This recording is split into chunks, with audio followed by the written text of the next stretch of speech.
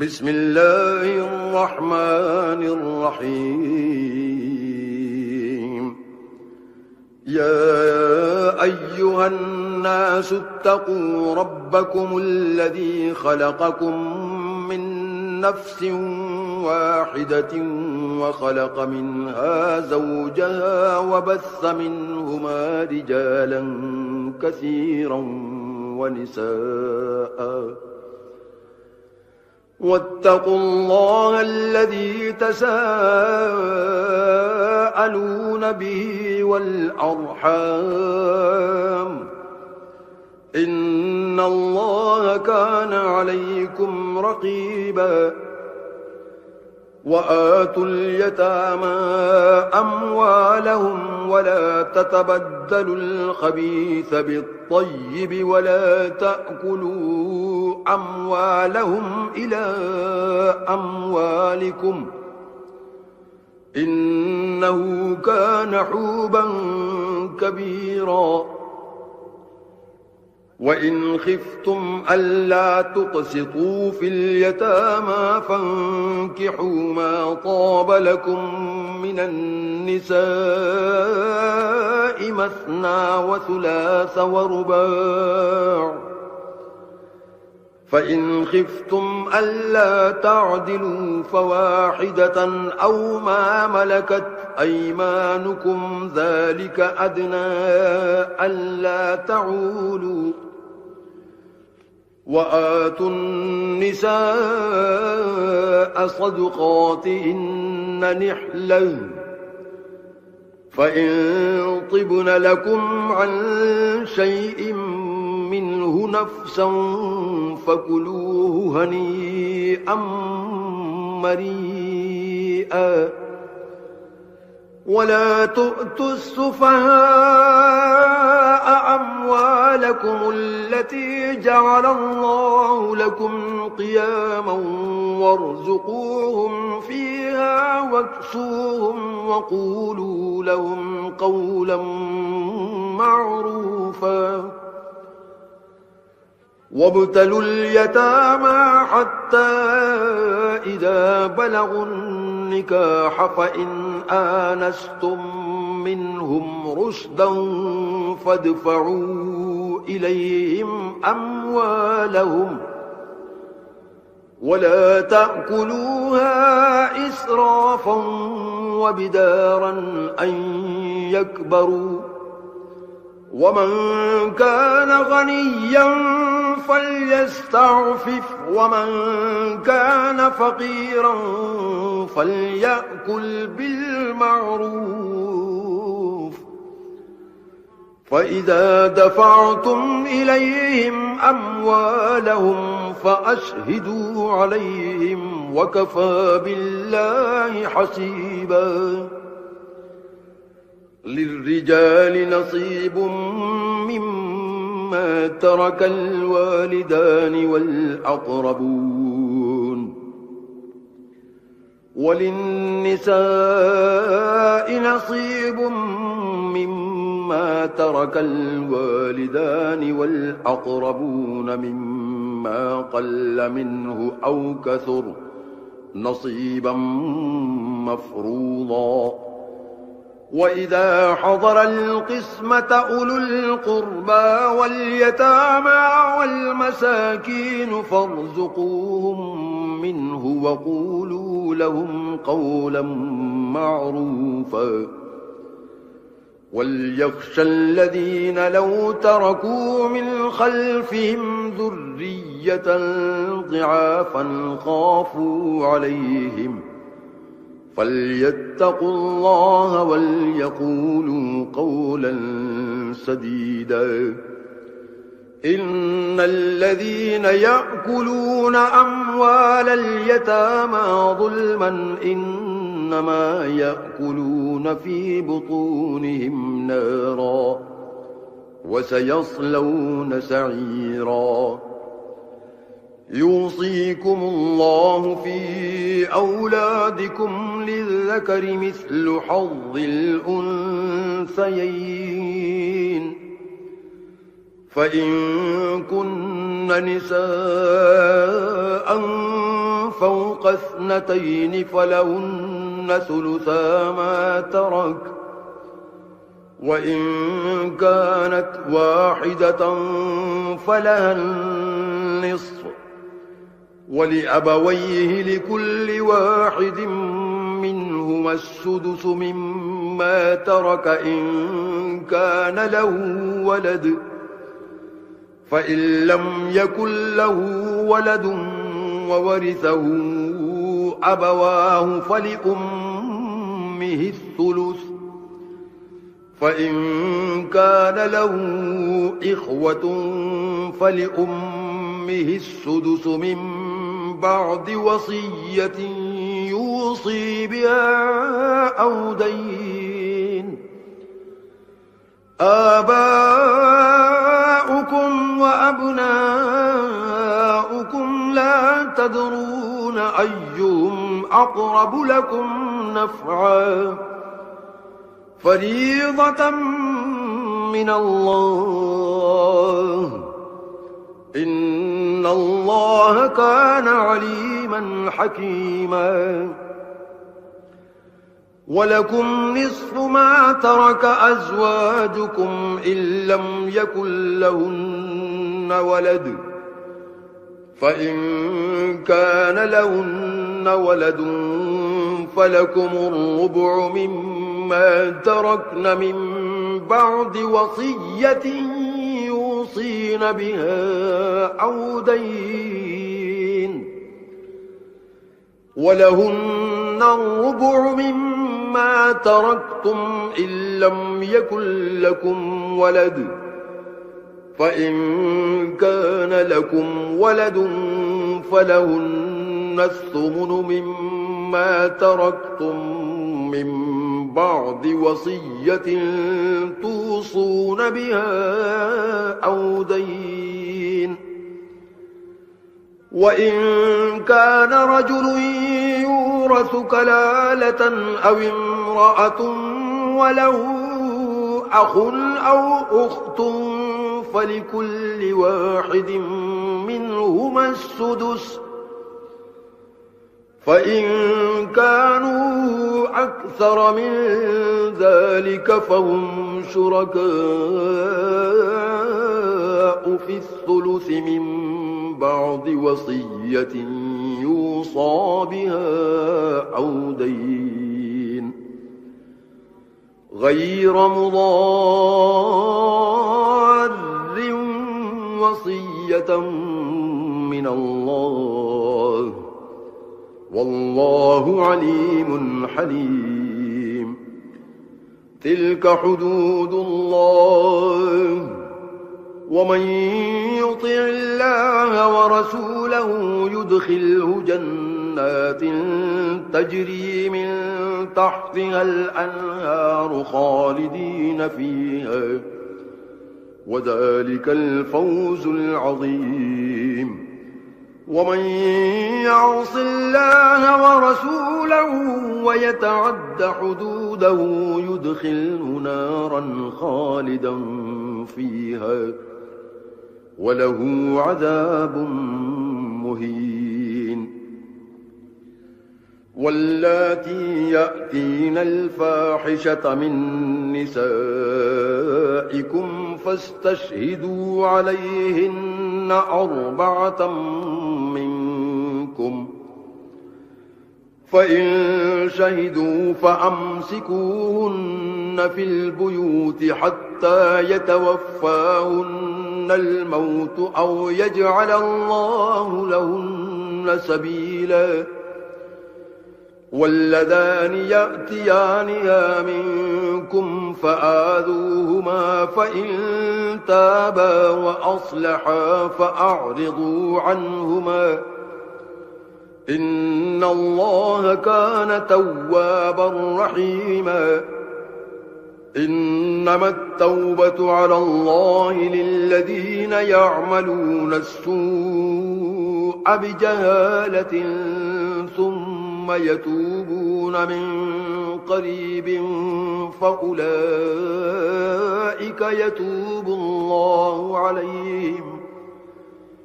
وكان الله عليما حكيما. وليست التوبة للذين يعملون السيئات حتى إذا حضر أحدهم الموت قال إني تبت الآن، ولا الذين يموتون وهم كفار أولئك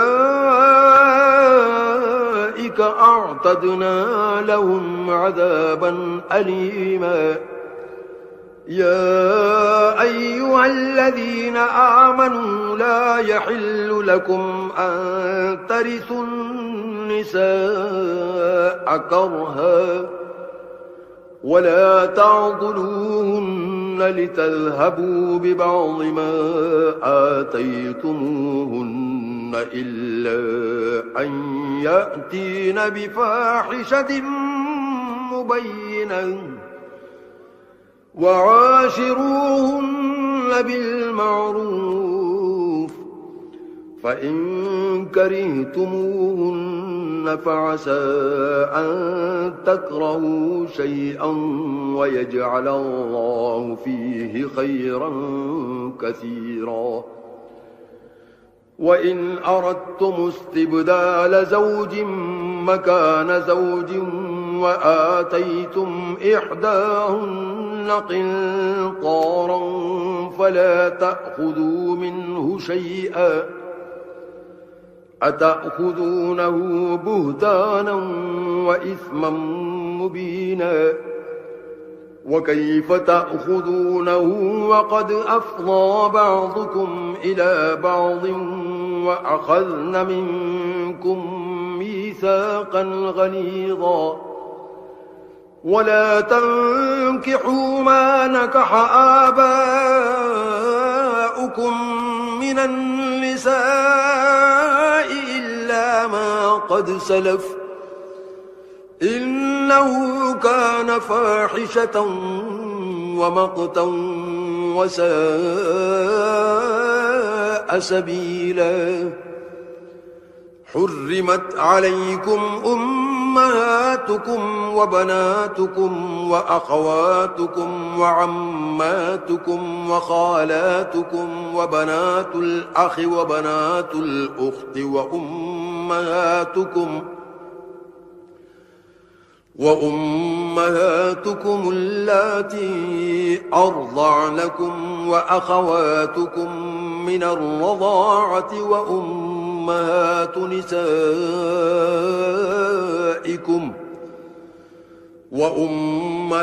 نسائكم وربائبكم اللاتي في حجوركم من نسائكم اللاتي دخلتم بهن، فإن لم تكونوا دخلتم بهن فلا جناح عليكم وحلائل أبنائكم الذين من أصلابكم وأن تجمعوا بين الأختين إلا ما قد سلف إن الله كان غفورا رحيما. والمحصنات من النساء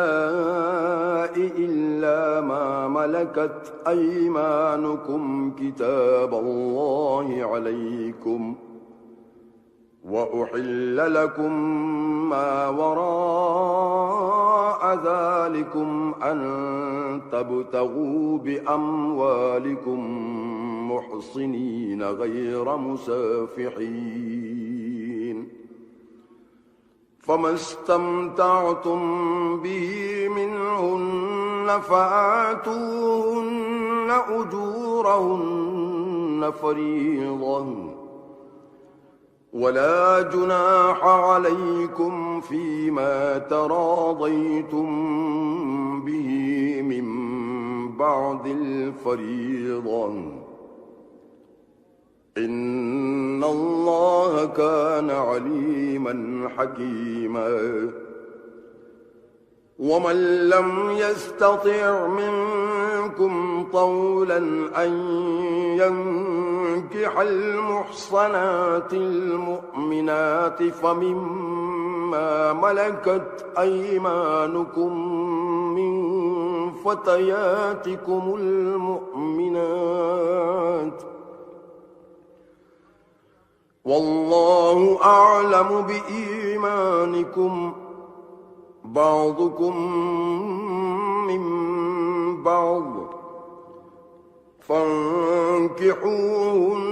بإذن أهلهن وآتوهن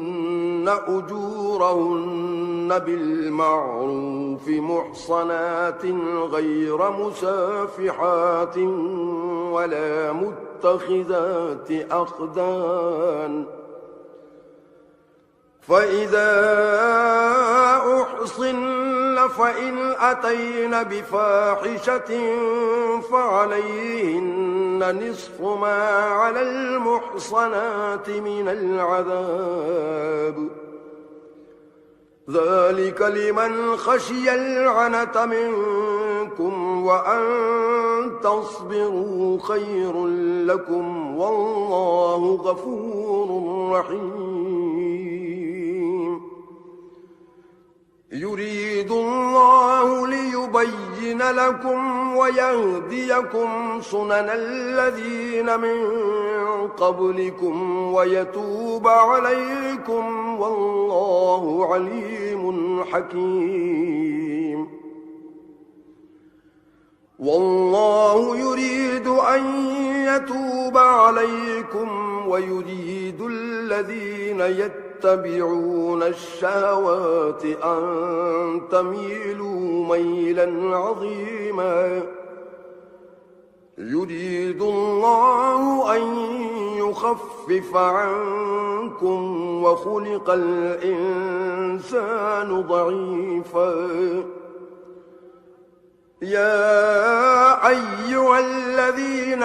آمنوا لا تأكلوا أموالكم بينكم بالباطل إلا أن تكون تجارة عن تراض منكم ولا تقتلوا أنفسكم إن الله كان بكم رحيما ومن يفعل ذلك عدوانا وظلما فسوف نصليه نارا وكان ذلك على الله يسيرا إن تجتنبوا كبائر ما تنهون عنه نكفر عنكم سيئاتكم وندخلكم مدخلا كريما ولا تتمنوا ما فضل الله به بعضكم على بعض للرجال نصيب مما اكتسبوا وللنساء نصيب مما اكتسبن واسألوا الله من فضله إن الله كان بكل شيء عليما ولكل جعلنا موالي مما ترك الوالدان والأقربون والذين عقدت أيمانكم فآتوهم نصيبهم إن الله كان على كل شيء شهيدا الرجال قوامون على النساء بما فضل الله بعضهم على بعض وبما أنفقوا من أموالهم فالصالحات قانتات حافظات للغيب بما حفظ الله واللاتي تخافون نشوزهن فعظوهن واهجروهن في المضاجع واضربوهن فإن أطعنكم فلا تبغوا عليهن سبيلا إن الله كان عليا كبيرا وإن خفتم شقاق بينهما فابعثوا حكما من أهله وحكما من أهلها إن يريدا إصلاحا يوفق الله بينهما إن الله كان عليما خبيرا واعبدوا الله ولا تشركوا به شيئا وبالوالدين إحسانا وبذي القربى واليتامى والمساكين والجار ذي القربى والجار الجنب والصاحب بالجنب وابن السبيل وما ملكت أيمانكم إن الله لا يحب من كان مختالا فخورا الذين يبخلون ويأمرون الناس بالبخل ويكتمون ما آتاهم الله من فضله وأعتدنا للكافرين عذابا مهينا والذين ينفقون أموالهم رئاء الناس ولا يؤمنون بالله ولا باليوم الآخر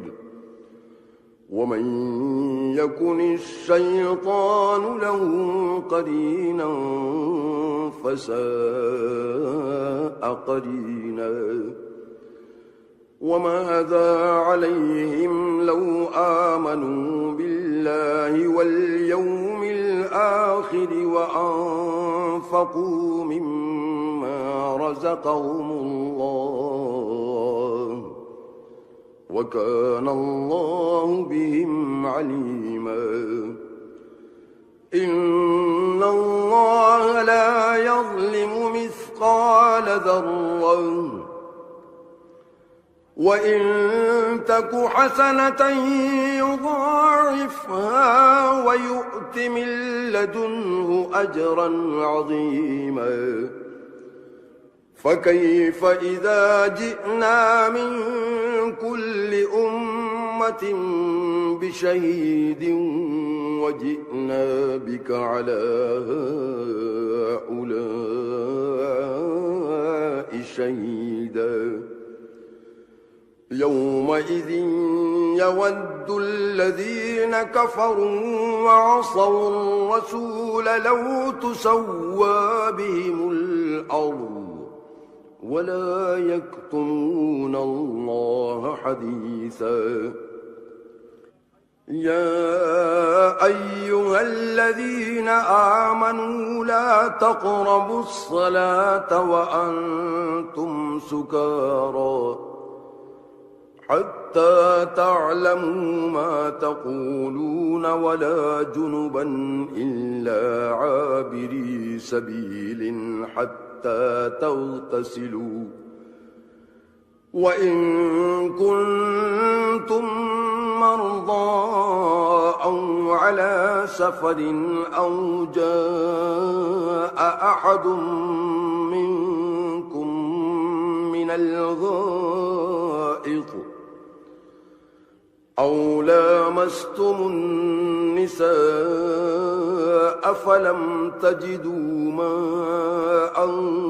فتيمموا صعيدا طيبا فامسحوا بوجوهكم وأيديكم إن الله كان عفوا غفورا ألم تر إلى الذين أوتوا نصيبا من الكتاب يشترون الضلالة ويريدون أن تضلوا السبيل والله أعلم بأعدائكم وكفى بالله وليا وكفى بالله نصيرا من الذين هادوا يحرفون الكلم عن مواضعه ويقولون سمعنا وعصينا واسمع غير مسمع وراعنا ليا بألسنتهم ويقولون سمعنا وعصينا واسمع غير مسمع وراعنا ليا بألسنتهم وطعنا في الدين ولو أنهم قالوا سمعنا وأطعنا واسمع وانظرنا لكان خيرا لهم وأقوم ولكن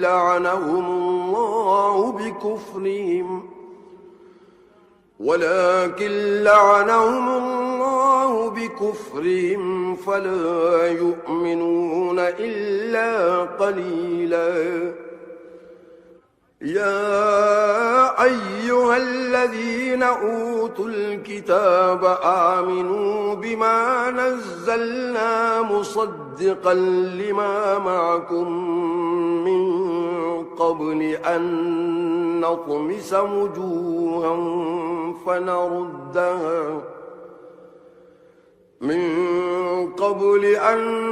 نطمس وجوها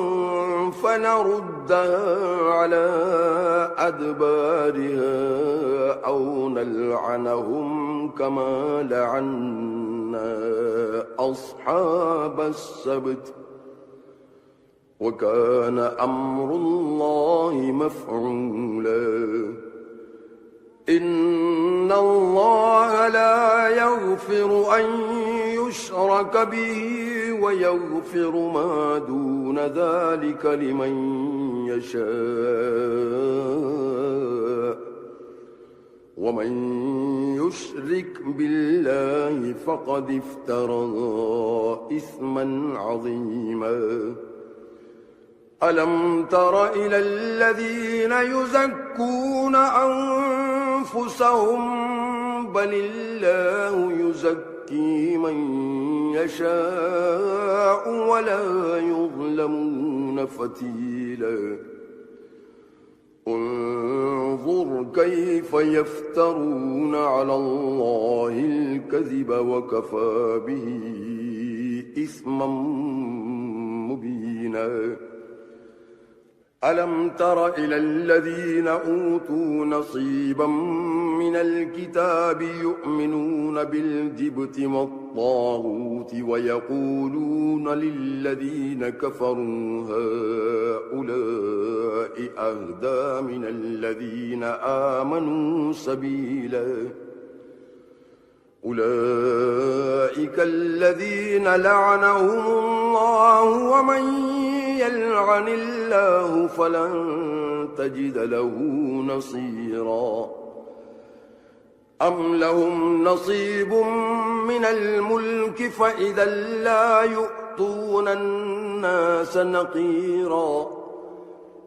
أم يحسدون الناس على ما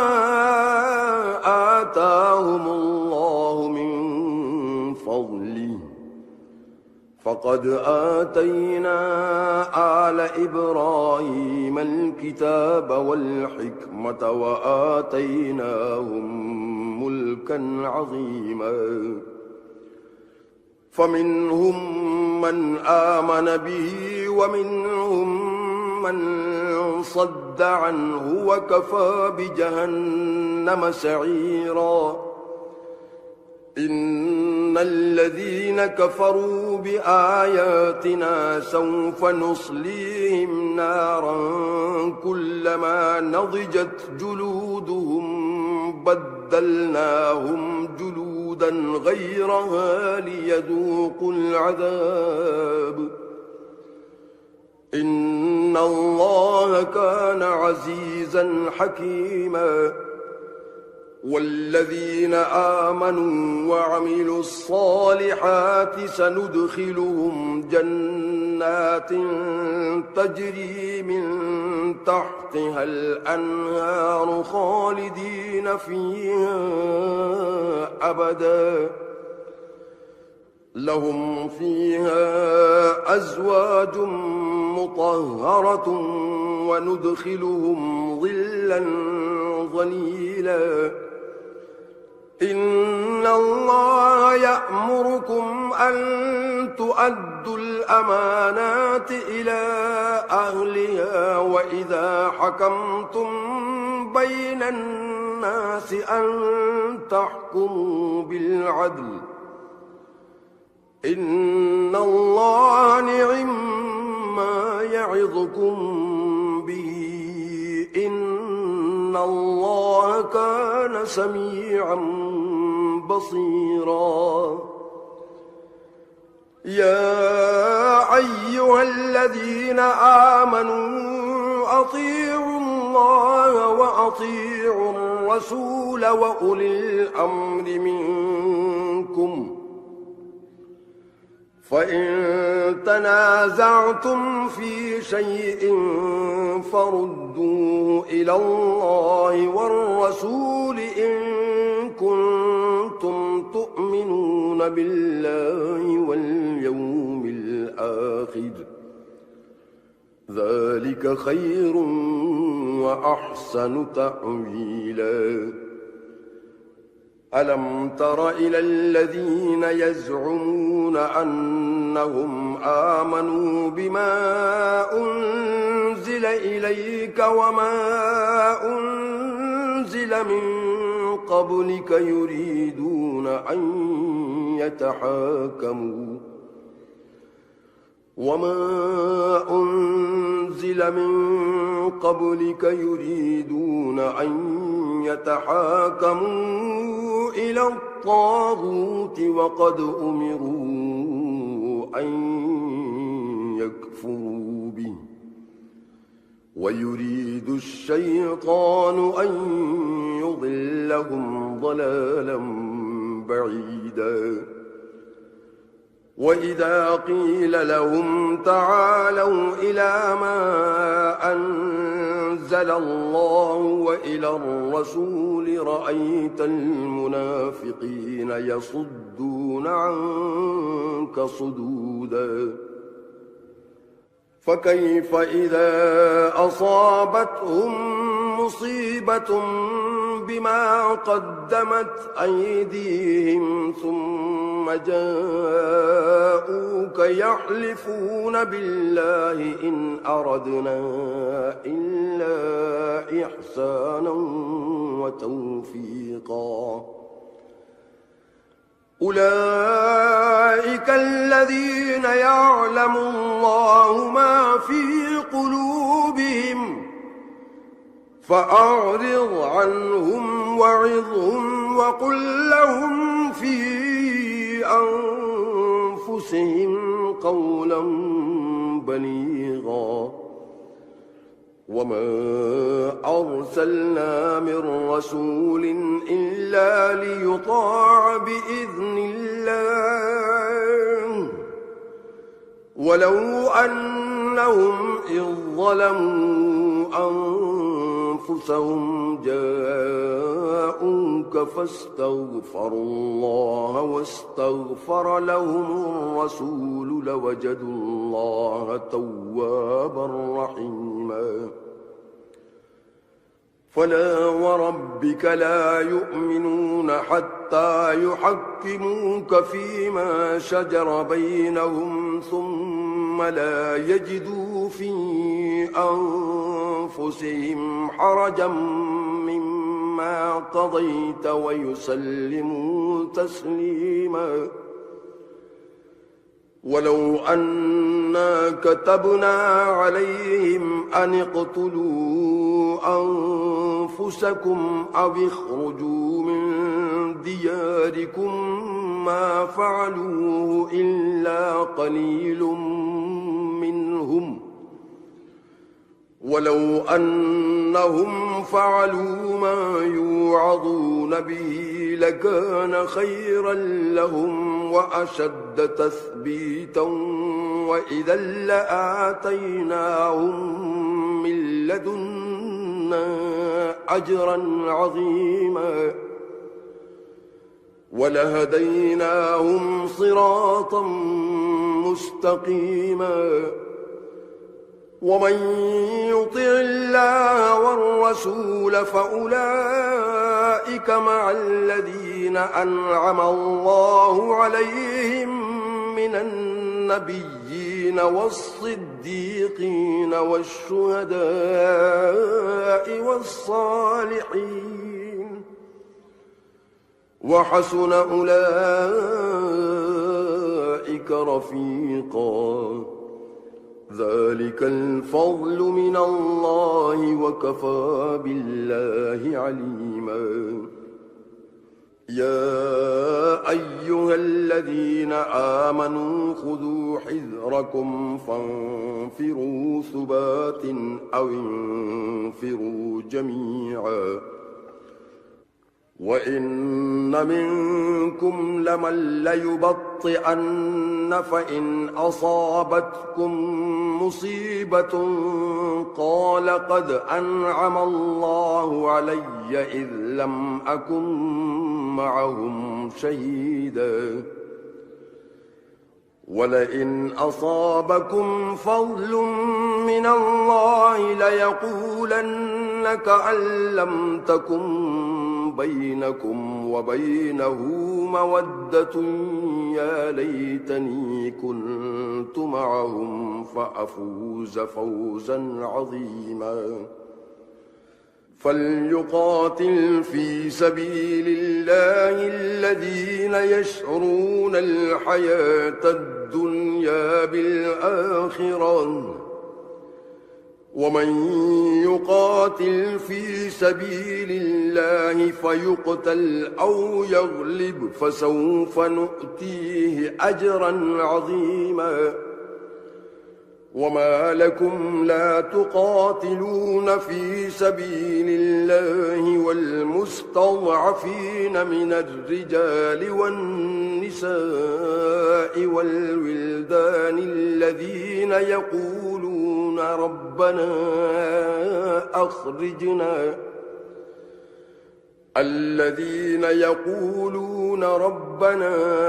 أخرجنا من هذه القرية الظالم أهلها واجعل لنا من لدنك وليا واجعل لنا من لدنك نصيرا. الذين آمنوا يقاتلون في سبيل الله والذين كفروا يقاتلون في سبيل الطاغوت فقاتلوا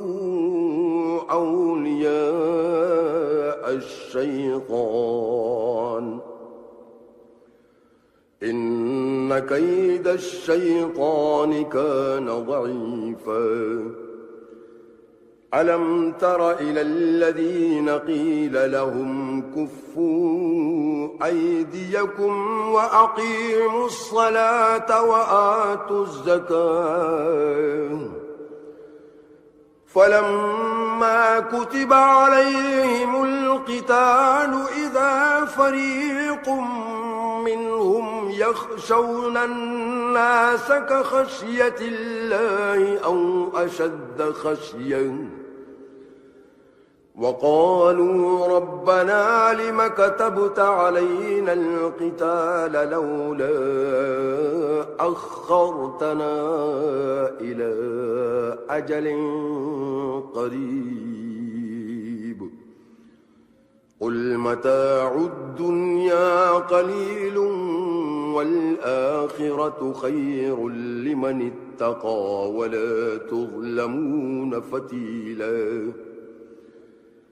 أينما تكونوا يدرككم الموت ولو كنتم في بروج مشيدة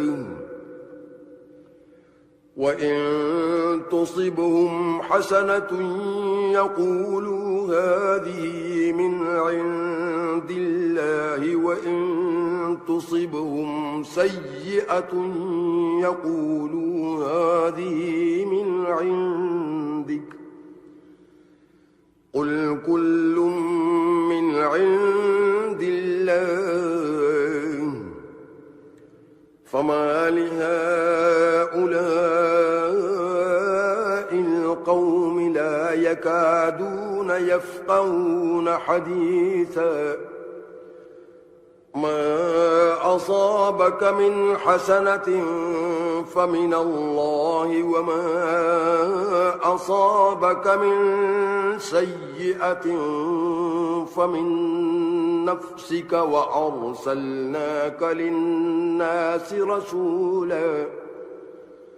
وكفى بالله شهيدا من يطع الرسول فقد أطاع الله ومن تولى فما أرسلناك عليهم حفيظا ويقولون طاعة فإذا برزوا من عندك بيت طائفة منهم غير الذي تقول والله يكتب ما يبيتون فأعرض عنهم وتوكل على الله وكفى بالله وكيلا أفلا يتدبرون القرآن ولو كان من عند غير الله لوجدوا فيه اختلافا كثيرا وإذا جاءهم أمر من الأمن أو الخوف أذاعوا به ولو ردوه إلى الرسول وإلى أولي الأمر منهم لعلمه الذين يستنبطونه منهم ولولا فضل الله عليكم ورحمته لاتبعتم الشيطان إلا قليلا فقاتل في سبيل الله لا تكلف إلا نفسك وحرض المؤمنين عسى الله أن يكف بأس الذين كفروا والله أشد بأسا وأشد تنكيلا من يشفع شفاعة حسنة يكن له نصيب منها ومن يشفع شفاعة سيئة يكن له كفل منها وكان الله على كل شيء مقيتا وإذا حييتم بتحية فحيوا بأحسن منها أو ردوها إن الله كان على كل شيء حسيبا الله لا إله إلا هو ليجمعنكم إلى يوم القيامة لا ريب فيه ومن أصدق من الله حديثا فما لكم في المنافقين فئتين والله أركسهم بما كسبوا أتريدون أن تهدوا من أضل الله ومن يضلل الله فلن تجد له سبيلا ودوا لو تكفرون كما كفروا فتكونون سواء فلا تتخذوا منهم أولياء حتى يهاجروا في سبيل الله فإن تولوا فخذوهم واقتلوهم حيث وجدتموهم ولا تتخذوا منهم وليا ولا نصيرا إلا الذين يصلون إلى قوم بينكم وبينهم ميثاق أو جاءوكم حصرت صدورهم أن يقاتلوكم أو يقاتلوا قومهم ولو شاء الله لسلطهم عليكم فلقاتلوكم فإن اعتزلوكم فلم يقاتلوكم وألقوا إليكم السلم فما جعل الله لكم عليهم سبيلا ستجدون آخرين يريدون أن يأمنوكم ويأمنوا قومهم كلما ردوا إلى الفتنة أركسوا فيها فإن لم يعتزلوكم ويلقوا إليكم السلم ويكفوا أيديهم فخذوهم واقتلوهم حيث ثقفتموهم وأولئكم جعلنا لكم عليهم سلطانا مبينا وما كان لمؤمن أن يقتل مؤمنا إلا خطأ ومن قتل مؤمنا خطأ فتحرير رقبة مؤمنة ودية مسلمة إلى أهله إلا أن يصدقوا فإن كان من قوم عدو لكم وهو مؤمن فتحرير رقبة مؤمنة وإن كان من قوم بينكم وبينهم ميثاق فدية مسلمة إلى أهله وتحرير رقبة مؤمنة فمن لم يجد فصيام شهرين متتابعين توبة من الله وكان الله عليما حكيما ومن يقتل مؤمنا متعمدا فجزاؤه جهنم خالدا فيها وغضب الله عليه ولعنه وأعد له عذابا عظيما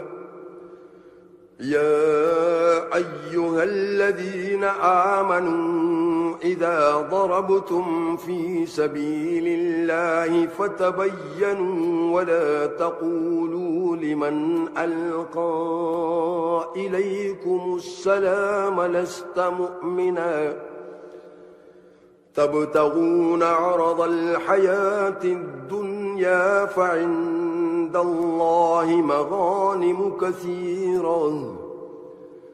كذلك كنتم من قبل فمن الله عليكم فتبينوا إن الله كان بما تعملون خبيرا لا يستوي القاعدون من المؤمنين غير أولي الضرر والمجاهدون في سبيل الله بأموالهم وأنفسهم فضل الله المجاهدين بأموالهم وأنفسهم على القاعدين درجة وكلا وعد الله الحسنى وفضل الله المجاهدين على القاعدين أجرا عظيما درجات منه ومغفرة ورحمة وكان الله غفورا رحيما إن الذين توفاهم الملائكة ظالمي أنفسهم قالوا فيم كنتم قالوا كنا مستضعفين في الأرض قالوا ألم تكن أرض الله واسعة فتهاجروا فيها فأولئك مأواهم جهنم وساءت مصيرا إلا المستضعفين من الرجال والنساء والولدان لا يستطيعون حيلة ولا يهتدون سبيلا فأولئك عسى الله أن يعفو عنهم وكان الله عفوا غفورا ومن يهاجر في سبيل الله يجد في الأرض مراغما كثيرا وسعة ومن يخرج من بيته مهاجرا إلى الله ورسوله ثم يدركه الموت فقد وقع أجره على الله وكان الله غفورا رحيما وإذا ضربتم في الأرض فليس عليكم جناح أن تقصروا من الصلاة إن خفتم أن يفتنكم الذين كفروا إن الكافرين كانوا لكم عدوا مبينا وإذا كنت فيهم فأقمت لهم الصلاة فلتقم طائفة منهم معك وليأخذوا أسلحتهم فإذا سجدوا فليكونوا من ورائكم ولتأت طائفة أخرى لم يصلوا فليصلوا معك وليأخذوا حذرهم وأسلحتهم ود الذين كفروا لو تغفلون عن أسلحتكم وأمتعتكم فيميلون عليكم ميلة واحدة ولا جناح عليكم إن كان بكم أذى من مطر أو كنتم مرضى أن تضعوا أسلحتكم وخذوا حذركم إن الله أعد للكافرين عذابا مهينا فإذا قضيتم الصلاة فاذكروا الله قياما وقعودا وعلى جنوبكم فإذا اطمأننتم فأقيموا الصلاة إن الصلاة كانت على المؤمنين كتابا موقوتا ولا تهنوا في ابتغاء القوم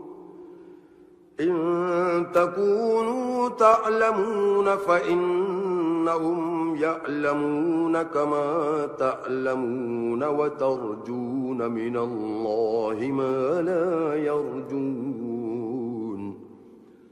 وكان الله عليما حكيما إنا أنزلنا إليك الكتاب بالحق لتحكم بين الناس بما أراك الله ولا تكن للخائنين خصيما واستغفر الله إن الله كان غفورا رحيما ولا تجادل عن الذين يختانون أنفسهم إن الله لا يحب من كان خوانا أثيما يستخفون من الناس ولا يستخفون من الله وهو معهم إذ يبيتون ما لا يرضى من القول وكان الله بما يعملون محيطا ها أنتم هؤلاء جادلتم عنهم في الحياة الدنيا فمن يجادل الله عنهم يوم القيامة أم من يكون عليهم وكيلا ومن يعمل سوءا أو يظلم نفسه ثم يستغفر الله يجد الله غفورا رحيما ومن يكسب إثما فإنما يكسبه على نفسه وكان الله عليما حكيما ومن يكسب خطيئة أو إثما ثم يرم به بريئا فقد احتمل بهتانا وإثما مبينا ولولا فضل الله عليك ورحمته لهم طائفة منهم أن يضلوك وما يضلون إلا أنفسهم وما يضرونك من شيء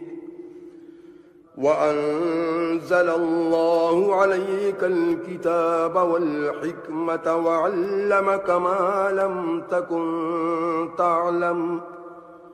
وكان فضل الله عليك عظيما لا خير في كثير من نجواهم إلا من أمر بصدقة أو معروف أو إصلاح بين الناس ومن يفعل ذلك ابتغاء مرضات الله فسوف نؤتيه أجرا عظيما ومن يشاقق الرسول من بعد ما تبين له الهدى ويتبع غير سبيل المؤمنين نوله ما تولى ونصليه جهنم وساءت مصيرا إن الله لا يغفر أن يشرك به ويغفر ما دون ذلك لمن يشاء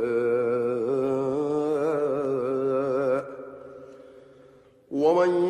يشرك بالله فقد ضل ضلالا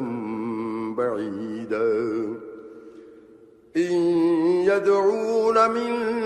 دونه إلا إناثا وإن يدعون إلا شيطانا مريدا لعنه الله وقال لأتخذن من عبادك نصيبا مفروضا ولأضلنهم ولأمنينهم ولآمرنهم فليبتكن آذان الأنعام ولآمرنهم فليغيرن خلق الله ومن يتخذ الشيطان وليا من دون الله فقد خسر خسرانا مبينا يعدهم ويمنيهم وما يعدهم الشيطان إلا غرورا أولئك مأواهم جهنم ولا يجدون عنها محيصا والذين آمنوا وعملوا الصالحات سندخلهم جنات تجري من تحتها الأنهار خالدين فيها أبدا وعد الله حقا ومن أصدق من الله قيلا ليس بأمانيكم ولا أماني أهل الكتاب من يعمل سوءا يجز به ولا يجد له من دون الله وليا ولا نصيرا ومن يعمل من الصالحات من ذكر أو أنثى وهو مؤمن فأولئك يدخلون الجنة ولا يظلمون نقيرا ومن أحسن دينا ممن أسلم وجهه لله وهو محسن واتبع ملة إبراهيم حنيفا واتخذ الله إبراهيم خليلا ولله ما في السماوات وما في الأرض وكان الله بكل شيء محيطا ويستفتونك في النساء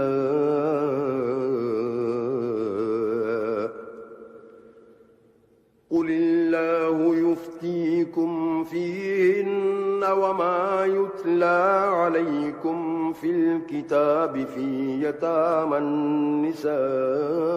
اللاتي لا تؤتونهن ما كتب لهن وترغبون أن تنكحوهن والمستضعفين من الولدان وأن تقوموا لليتامى بالقسط وما تفعلوا من خير فإن الله كان به عليما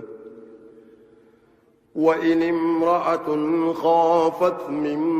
بعلها نشوزا أو إعراضا فلا جناح عليهما أن يصلحا بينهما صلحا والصلح خير وأحضرت الأنفس الشح وإن تحسنوا وتتقوا فإن الله كان بما تعملون خبيرا ولن تستطيعوا أن تعدلوا بين النساء ولو حرصتم فلا تميلوا كل الميل فتذروها كالمعلقة وإن تصلحوا وتتقوا فإن الله كان غفورا رحيما وإن يتفرقا يغن الله كلا من سعته وكان الله واسعا حكيما ولله ما في السماوات وما في الأرض ولقد وصينا الذين أوتوا الكتاب من قبلكم وإياكم أن اتقوا الله وإن تكفروا فإن لله ما في السماوات وما في الأرض وكان الله غنيا حميدا ولله ما في السماوات وما في الأرض وكفى بالله وكيلا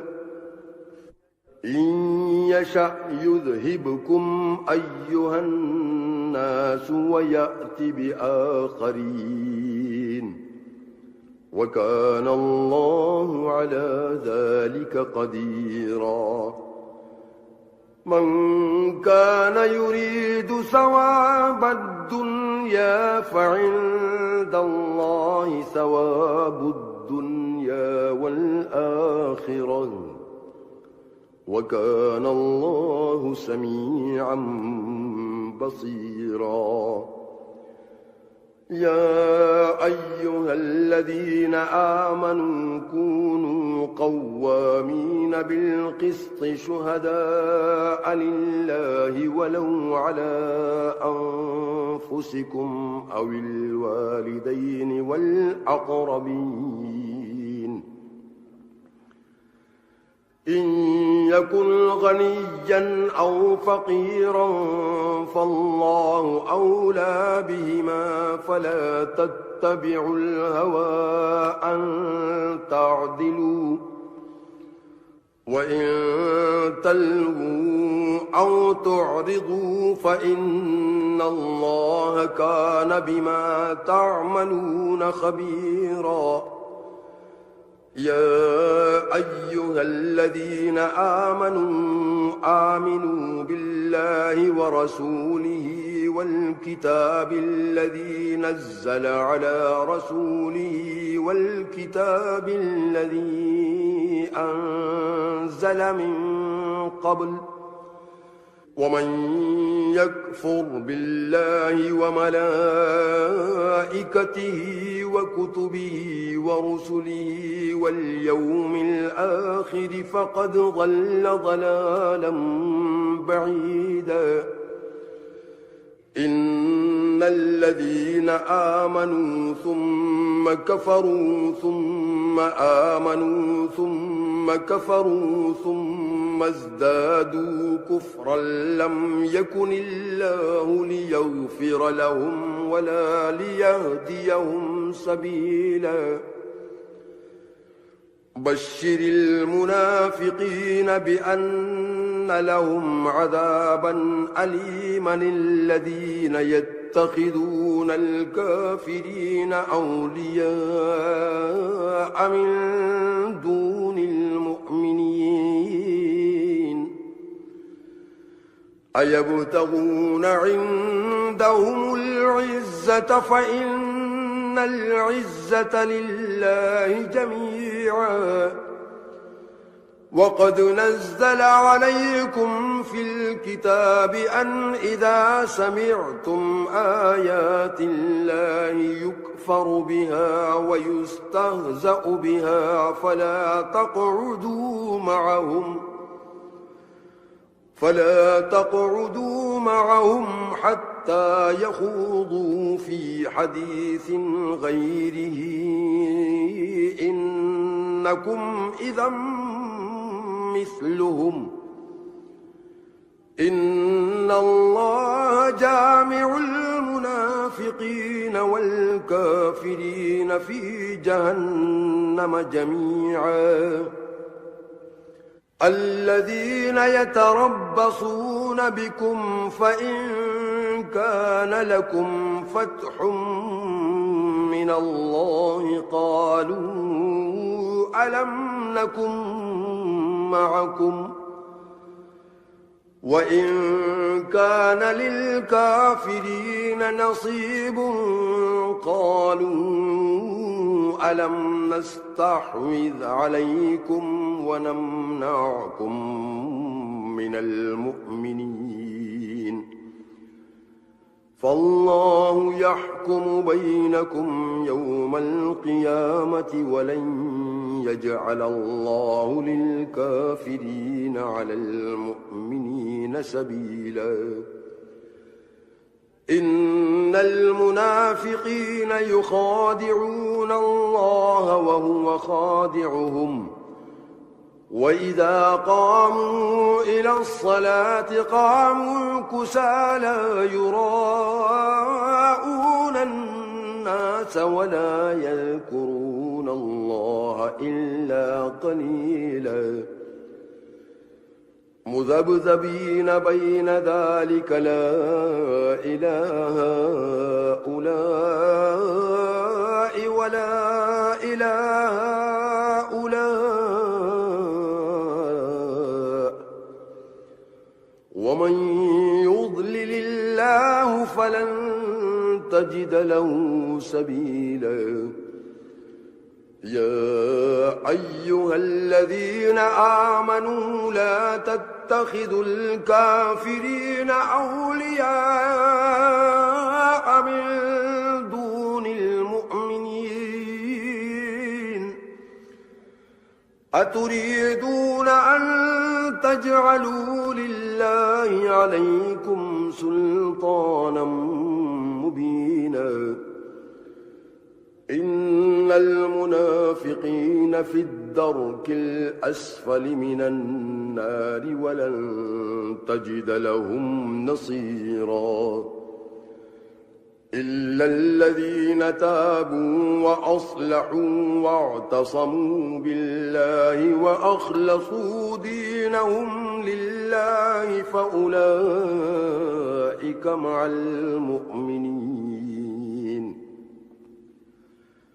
وسوف يؤتي الله المؤمنين المحسنين أجرا عظيما ما يفعل الله بعذابكم إن شكرتم وآمنتم وكان الله شاكرا عليما لا يحب الله الجهر بالسوء من القول إلا من ظلم وكان الله سميعا عليما إن تبدوا خيرا أو تخفوه أو تعفوا عن سوء فإن الله كان عفوا قديرا إن الذين يكفرون بالله ورسله ويريدون أن يفرقوا بين الله ورسله ويقولون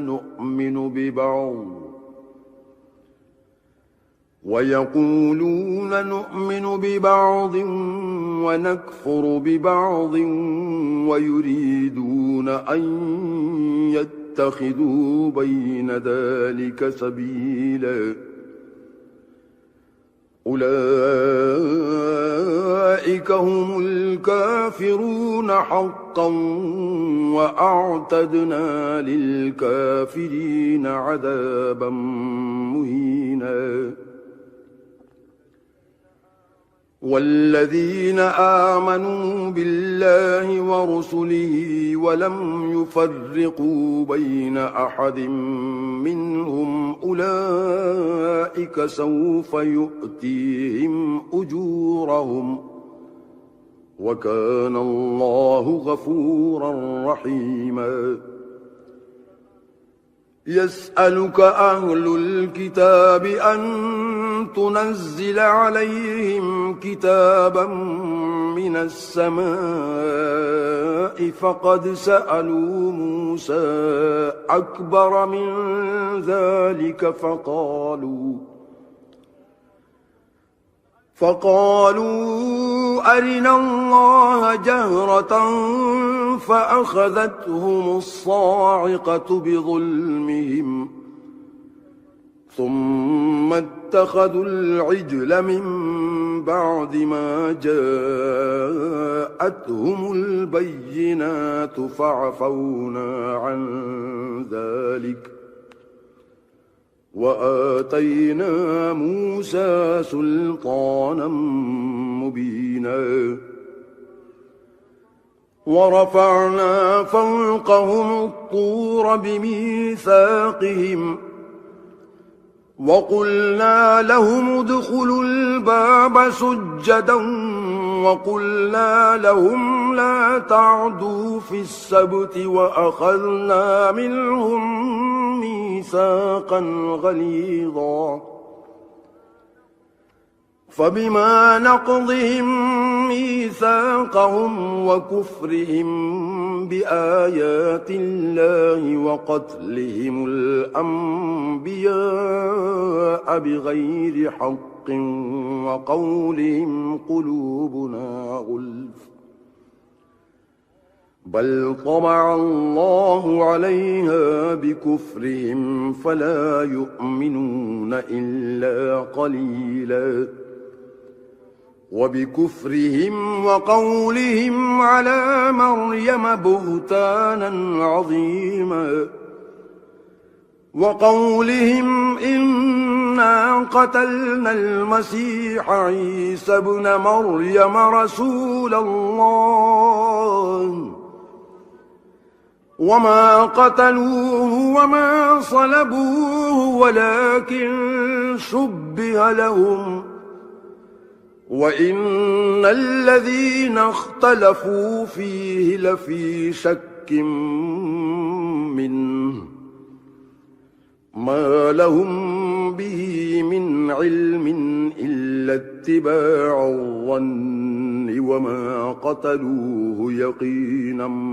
بل رفعه الله إليه وكان الله عزيزا حكيما وإن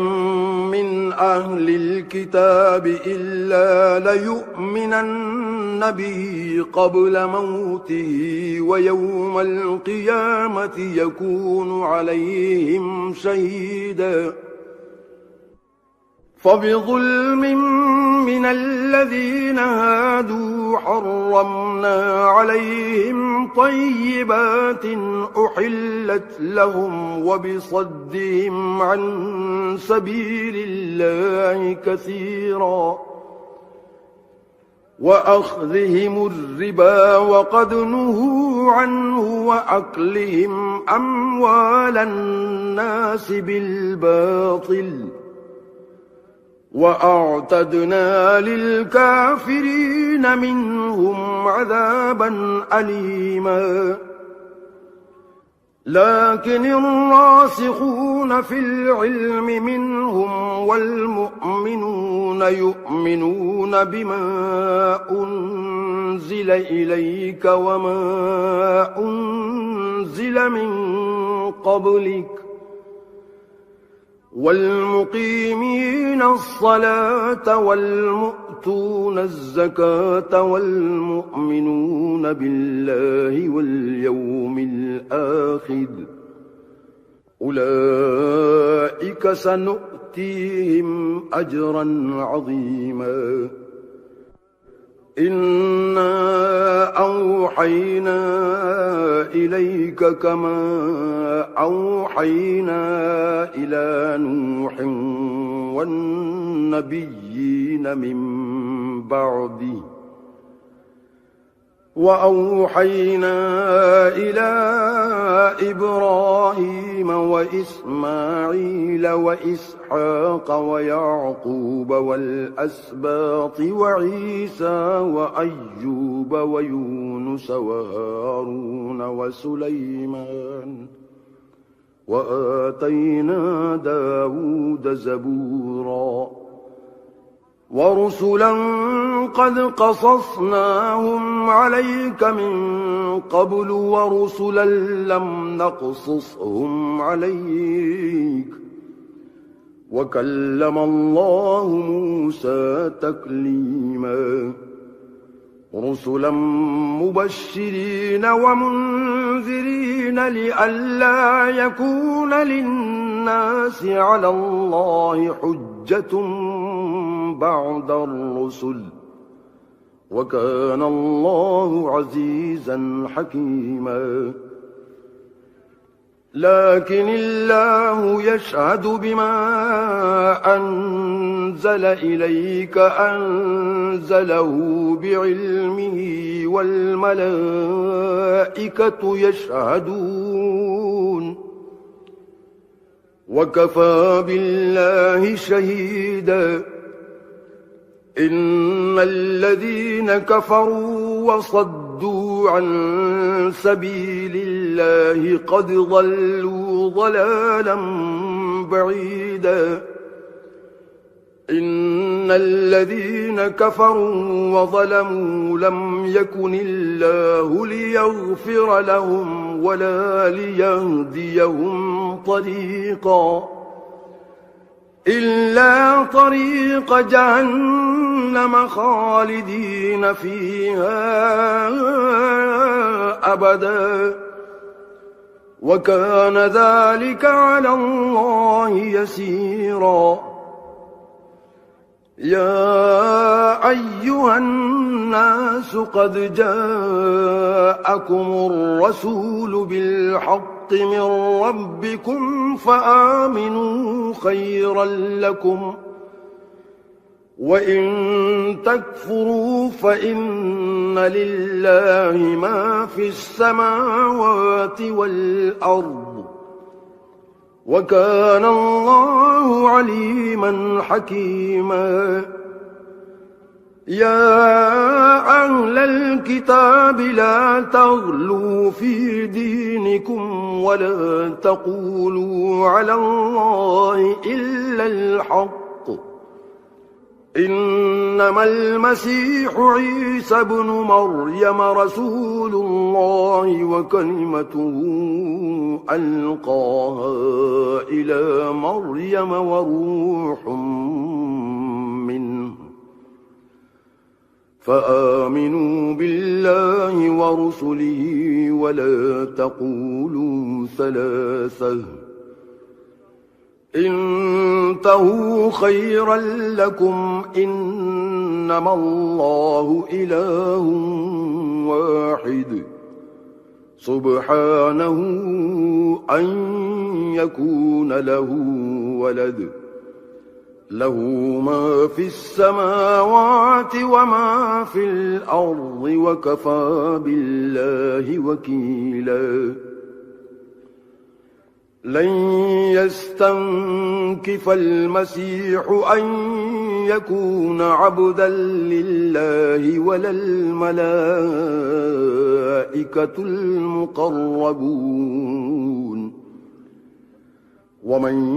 يستنكف عن عبادته ويستكبر فسيحشرهم إليه جميعا فأما الذين آمنوا وعملوا الصالحات فيوفيهم أجورهم ويزيدهم من فضله وأما الذين استنكفوا واستكبروا فيعذبهم عذابا أليما ولا يجدون لهم من دون الله وليا ولا نصيرا يا أيها الناس قد جاءكم برهان من ربكم وأنزلنا إليكم نورا مبينا فأما الذين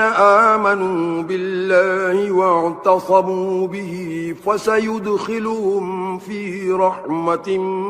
منه وفضل ويهديهم إليه صراطا مستقيما يستفتونك قل الله يفتيكم في الكلالة إن امرؤ هلك ليس له ولد وله أخت فلها نصف ما ترك وهو يرثها إن لم يكن لها ولد فإن كانت اثنتين فلهما الثلثان مما ترك وإن كانوا إخوة رجالا ونساء فللذكر مثل حظ الأنثيين يبين الله لكم أن تضلوا والله بكل شيء عليم